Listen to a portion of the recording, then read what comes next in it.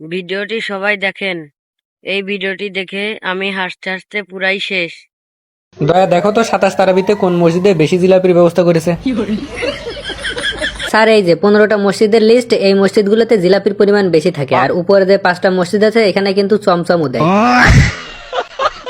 অনেকে আবার দানাদার সাথে বাতাসাও দেয়। স্যার আপনি তো তারাবি পড়তে না যে বিয়ার র্যাঙ্ক পুষ দেন, তাহলে জিলাপির খবর নিয়ে আপনি কি করবেন? আরে অভিজিৎ, এবারের রোজা ইফতারিতে মুড়ির সাথে জিলাপি মাখিয়ে একদমই খাওয়া হয় নাই। এজন্য 27 তারাবিতে জিলাপি গুছিয়ে বাকি 2 দিন শান্তি করে ইফতারিতে মুড়ির সাথে জিলাপি মাখিয়ে খাবো। শোনো, 27 তারাবি অর্থাৎ কদর রাতে পোলাপান সব যাবে নামাজ পড়তে, তার মানে কেউ গেম খেলবে না। এই সময়টাতে আমি বিয়ার র্যাঙ্ক পুশ দিয়ে গ্র্যান্ড মাস্টার উঠে যাবো। স্যার তাহলে কি আপনি তারাবি পড়ে জিলাপি নেবেন না? আরে জিলাপি তো আমি নেবই, নামাজ শেষ করে মিলাদ পড়াবেন। মিলাদ পড়ানো শেষ হয়ে গেলে মুনাজাত ধরার আগ মুহূর্তে তোমরা একটা মিস কল দিবা আমার কাছে।